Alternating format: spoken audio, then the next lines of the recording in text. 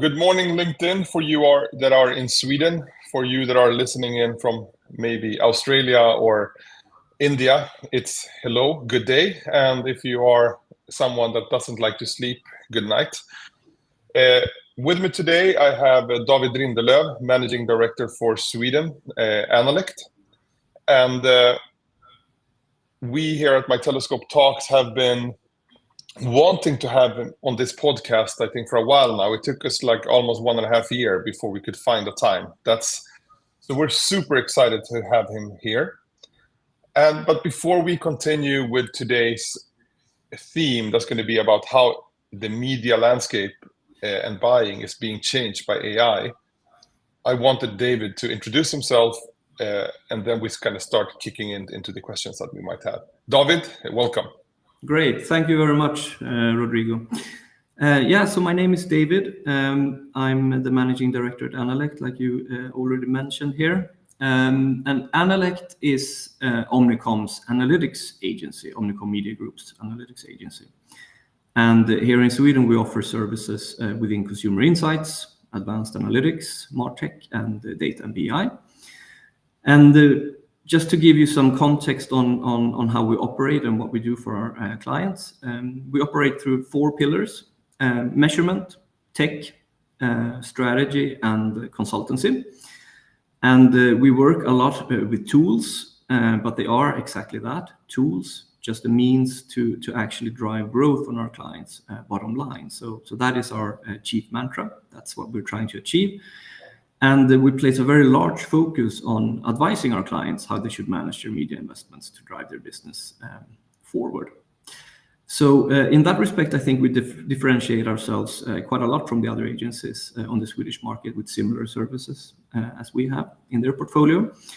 Many use SaaS delivery solutions with very limited advisory on top of that. And we have chosen a completely different path on how we work.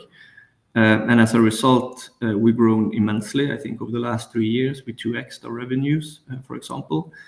And I think that speaks a lot of where we are today in the marketplace.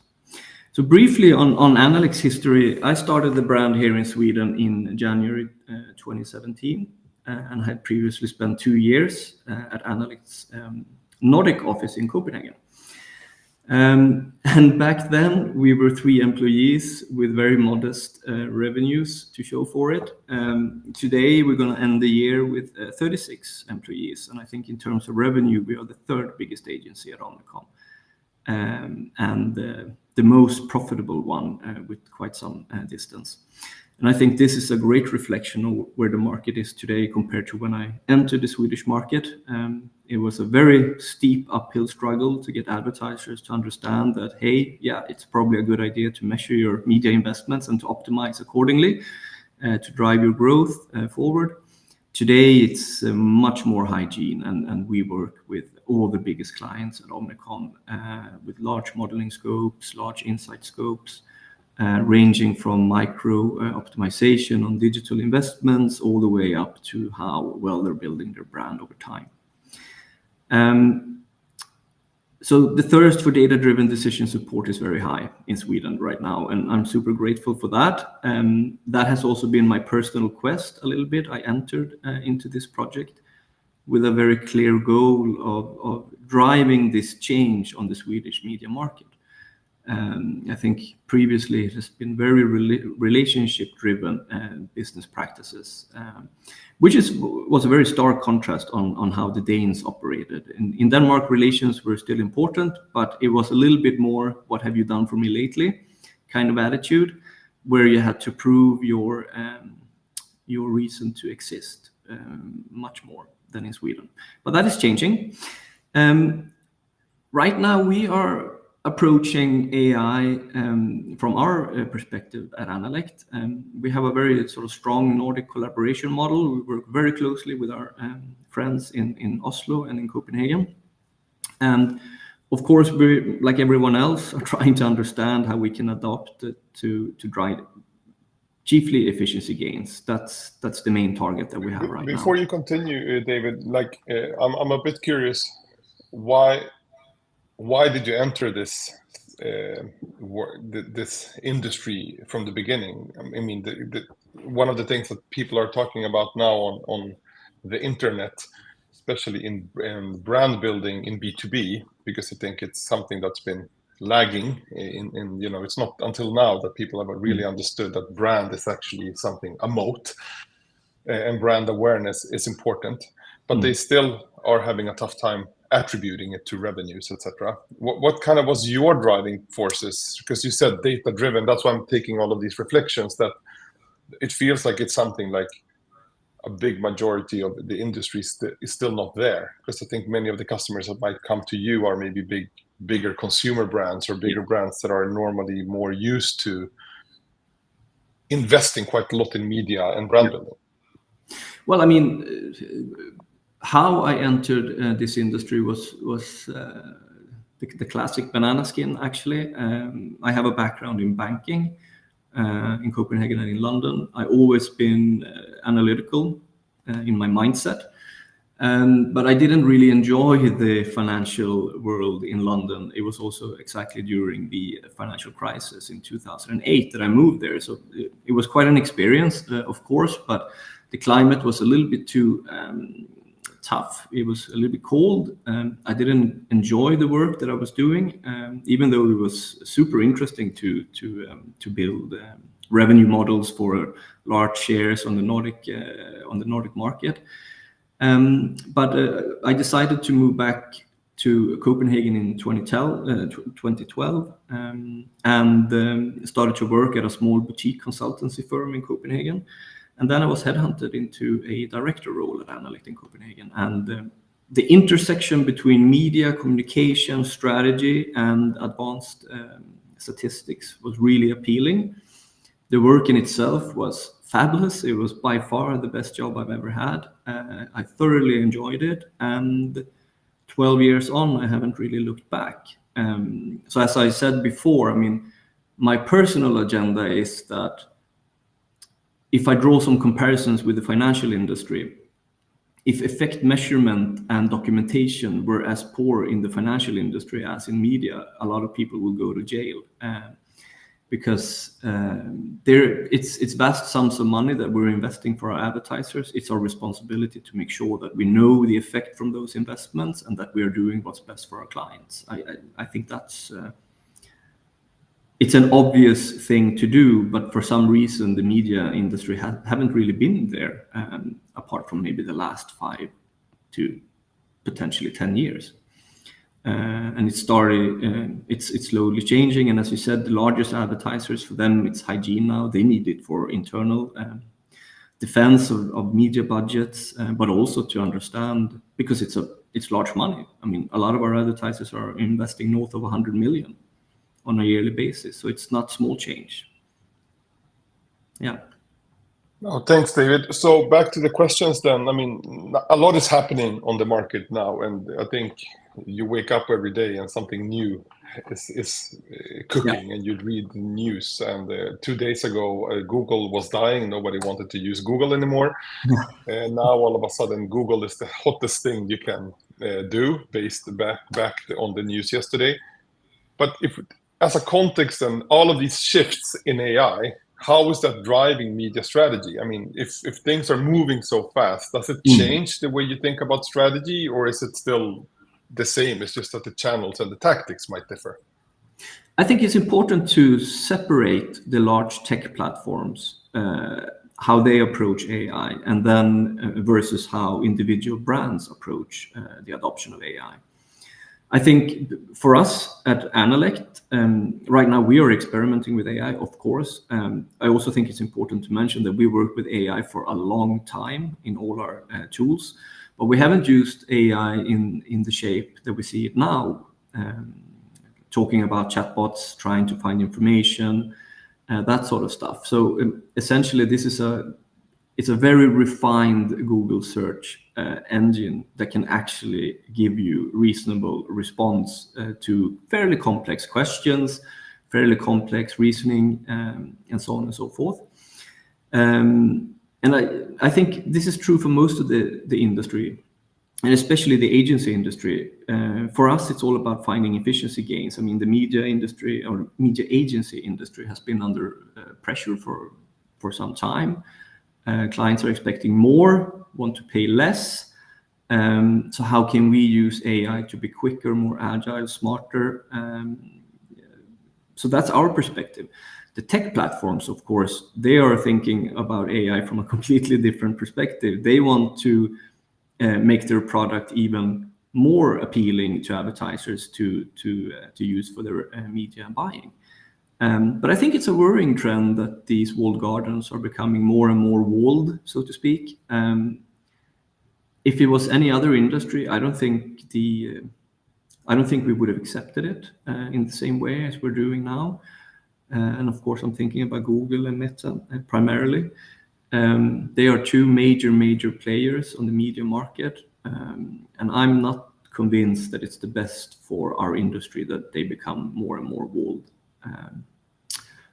But that's not for me to decide. That's just my sort of personal reflection on that. Yeah. And how is from a point of view, like now when you guys are looking into measuring and understanding and advising your customers how to invest their media dollars, what are the most significant shifts in AI that you think have made you maybe rethink advice that you might be given like a couple of years ago versus how you're giving it now? Or is it once again strategy and this is more tactical choices? I think so. Again, I think you need to sort of separate into different buckets. So I think if you ask me what is AI impacting the most right now, and I'm talking from a Swedish perspective, so I'm fully aware that it might differ the maturity in various markets. In Sweden, we're not so mature actually when it comes to AI adoption, which is a little bit surprising because we've been at the forefront of the digitalization for many years. But at some point, it seemed like we were content with that and haven't really been driving that forward, with a very few exceptions to that rule. But I think mostly the big picture where I see how AI is changing our industry, it's content personalization, of course, to be able to hyper-target audiences with more personalized content, but also in how content is produced today. You can drive very quick turnaround on projects where you test different type of creatives or concepts that have extremely low production costs. You don't need to hire a team with photographers, videos, fly everyone on site, and so on and so forth. So you can try different concepts, and when you hit the right type of concept, you can actually build a large-scale production around that.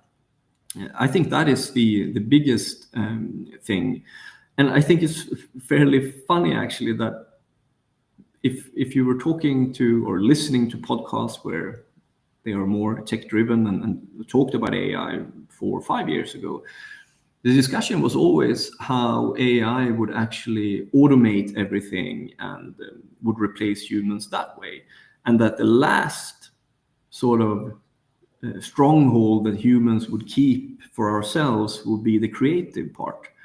I think it's fairly funny and slightly ironic that that's exactly where AI is making the biggest changes right now in humans' creativity. Not replacing, but enhancing human creativity. And I think that's, in many ways, it's endearing. I quite like that because it feels more positive, if you see where I'm trying to come from here, that it is actually enhancing human creativity. I really like that. But of course, also this raises a lot of questions: trust, how we use data, privacy, ethics on how you use data will be really big. We can talk about bias in algorithms, how we're going to deal with that. Transparency and accountability will be vital. I think brands really need to think that into their AI strategy, because if you're leading the way on transparency and ethical AI practices, you will gain the consumer's trust, and I think that's super important. one of the big kind of debates that's been happening, I mean, I think since I started in marketing after university, is that, as you say, like direct marketing, hyper personalization versus big, broad branding campaigns. And if you think about most, especially and I think just the latest bet that Unilever made was that they were shifting from broad TV campaigns into more influencer marketing, etc. I know that was a shift Procter and Gamble did many years ago here in Sweden, and they actually turned back to TV because they saw that after a while it actually wasn't so effective. I mean, what you were just saying with AI allowing for more personalization, how do you see it in a media mix point of view, from a brand building point of view? Because I think that's kind of been the idea, has been reach as many people out of market as you can to keep them top of mind, and then be ready to be there when it's time. When that 5% is in market, they have to choose you instead of competition. Exactly. But if you go for more personalization, you might be leaving a big chunk of the market out. Or what is your point of view, and what's Annalect's point of view on this? I don't think we have an official point of view on that. But my personal point of view on that is that we have a fairly extensive result vault at Annalect that we have collected since 2016. I think right now it's something like 9 billion Swedish kronor that we have evaluated over the years. And even though that we can see some clear shifts in the media trends, for example, a few years ago, social were really, really strong, really effective, drove a lot of media-driven volume. TV has always been there and is still there. It is still the media in the mix that is driving the largest sales volume for advertisers, despite price increases, despite diminishing target groups, and so on and so forth. People are still watching TV. It's not you're not flogging a dead horse, so to speak. But the shift is there. At the same time, we have to recognize that. But it hasn't unraveled as quickly as you might have expected a few years ago. It's still highly relevant, and they're also building BVOD platforms that are to a high standard, that are catering to the consumers' viewing patterns. So I still think audiovisual, I still think that the big TV station in Sweden has a place in the mix. Hyper-targeting, hyper-personalization, you can also use that on a BVOD platform. So those guys are not excluded from this development, not at all. Quite the contrary. I think they should also embrace it and try to adopt it as well. And without going into too many granular details here, it's also about attention. The attention span of the consumer when you're exposed to a impression. If you're on a BVOD platform, the attention will naturally be a lot higher than it's if online banner on one of the big newspapers in Sweden, because you're reading an article, you're not necessarily looking in the periphery on the banner commercials. So yeah, to answer your question, I think it will change, and it will change over time, but it will not be a radical shift, because this will be true for most digital platforms. It's just about adopting it, I think. And if we think about, the short-termism that many people are talking about here, about pushing short-term optimization, and that's kind of a lot where AI, as you were talking about, has driven the adoption, because it's like, as you say, looking for efficiencies. How can we make content production cheaper? How can we, is there a risk that, how can we safeguard long-term brand building, and how can we safeguard that we don't spam people to death with basically shitty content? Good question. To be perfectly blunt, and I like to be that sometimes, I think many brands have already pushed short-term optimization, even without the use of AI. It's a trend that we've seen ever since, I'd say, 2010, 2012, and it has increased over time. And a shift that I have personally witnessed over my 12 years in the industry, is how the focus on engaging brand content has diminished as the fragmentation of digital channels has increased. So there has basically been an inverse. Short-term optimization is increased, brand building, content, and creativity has decreased. And that has been without the use of AI. the most successful brands will still need a strong brand that consumers can identify with. I think that will be just as important in the future as it is today. And that is why some of the biggest brands in Sweden, for example, are one of the biggest brands in Sweden, because they have strong brands. It's not rocket science when it comes to that. And if you're a small player and you want to grow your market share and you're only focusing on short-term optimization and not a strong brand, you will struggle. I firmly believe that.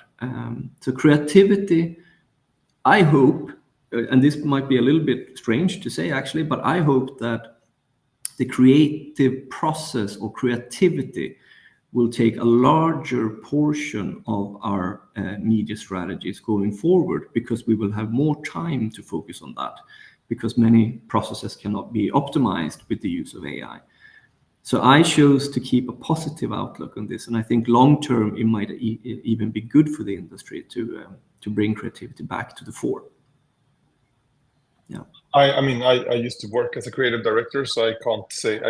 Of course, I agree with you, but also, if we think about just human psychology, branding. It's not about. It's about building memory traces, and if you only optimize by buying traffic, it's like having a person on the street just pointing at the shop, but nobody actually knew why they pick you.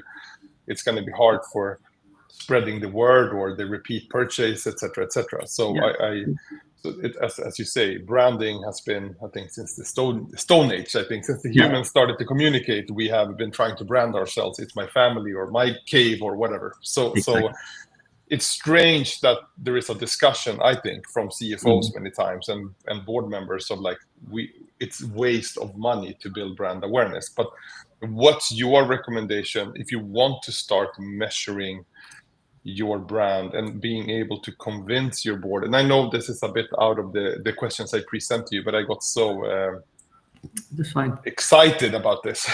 Yeah, I mean, so basically, I will approach this question from where I'm standing and what we're trying to achieve with Annalect in Sweden.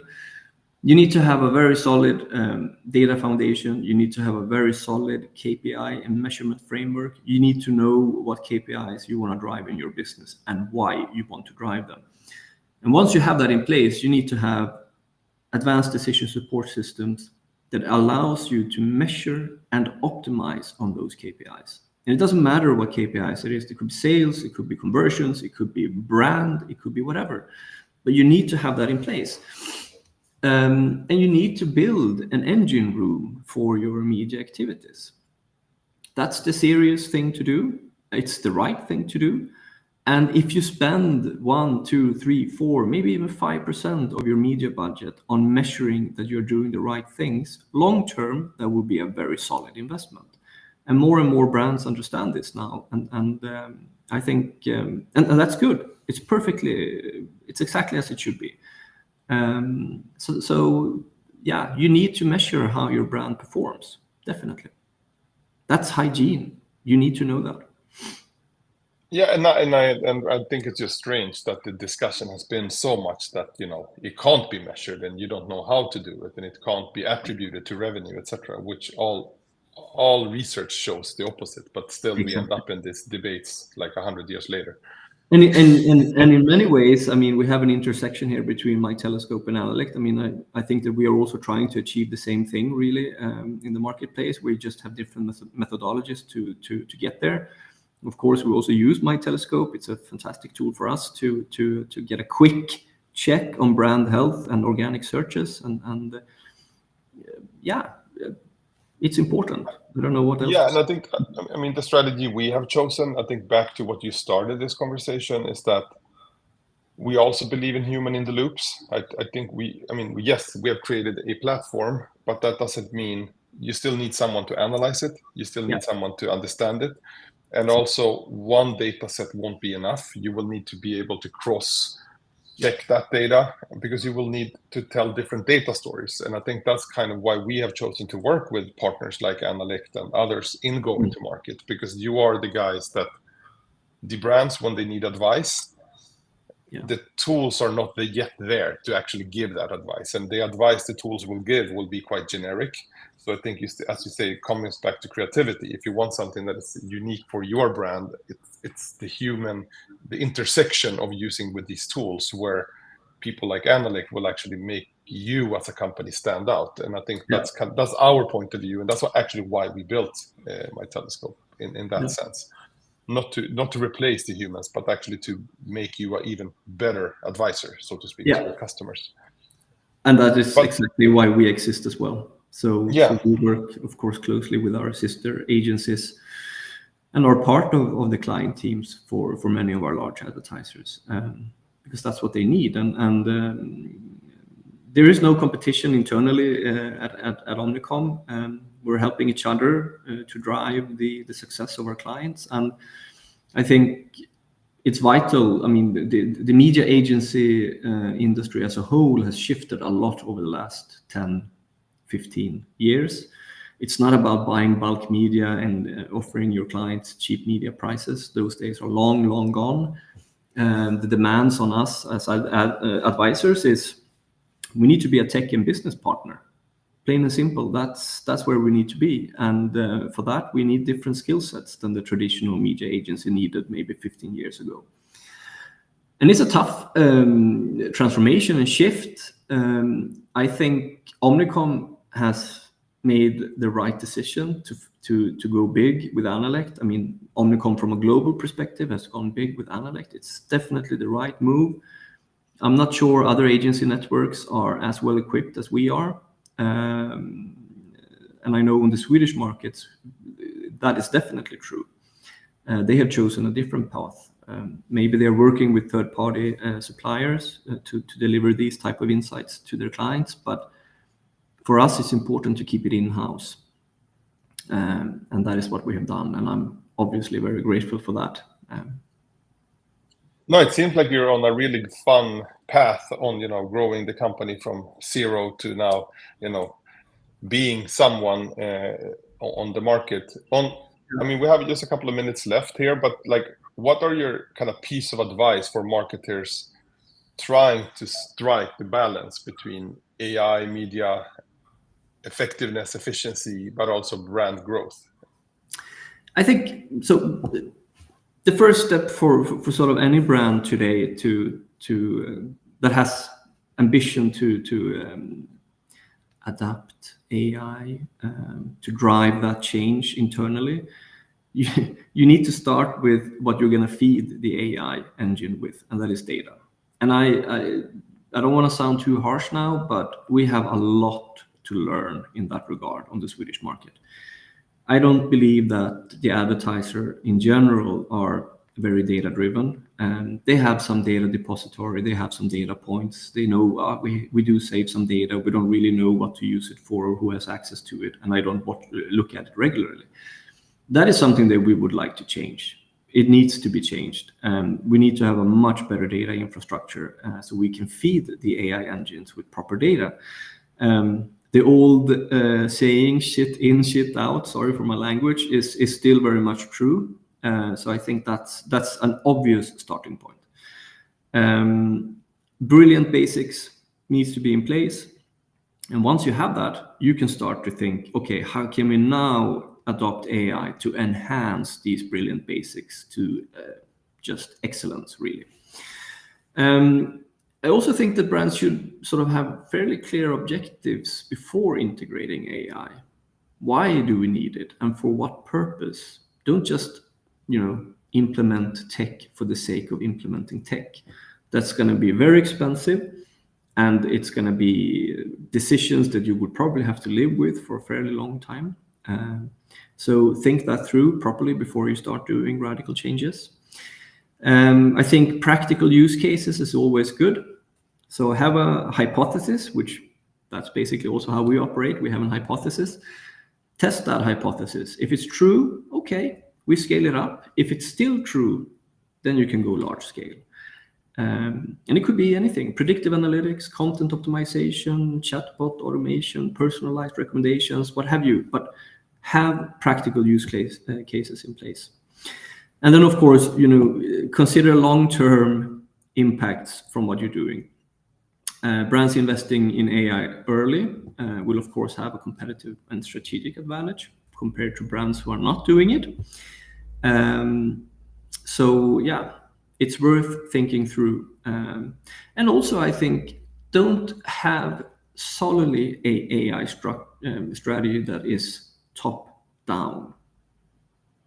Try to have a top down overall strategy for AI and tech, but also have a mindset in your organization that bottom up experimentation should be encouraged.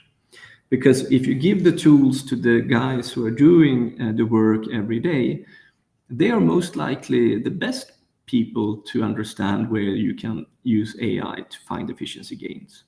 So include your workforce and make them feel a part of your AI strategy, and that you're not trying to replace your employees with AI, that you're trying to enhance your employees with AI.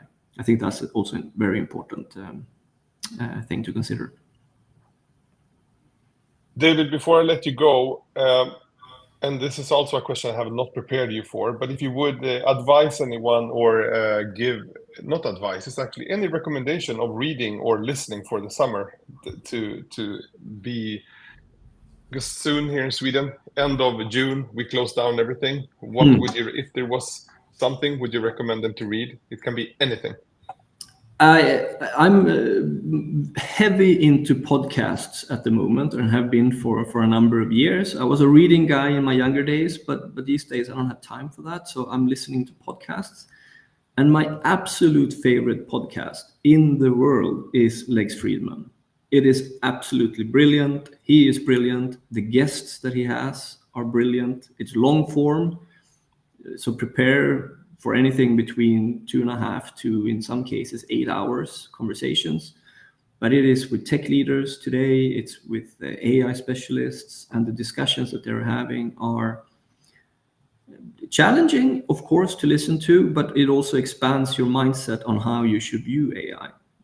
And he's very nuanced in his discussions, and he brings a lot of different voices to the table. So if you're interested in AI, you want to hear many different perspectives on AI, Lex Fridman is definitely the place to be. David, thank you so much. And if people have questions to you, where should they reach out? LinkedIn, or where do you LinkedIn, think they find you?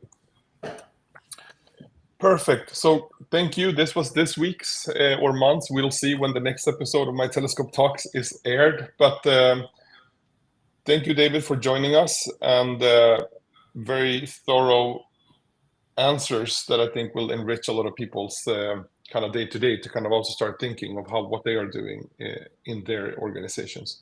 Great. Thank you very much for joining me. And yeah, have a great weekend when it's time in a couple of days. And for you in the UK and the US, I think you have a bank holiday, so enjoy that. Have a nice one. Thank you.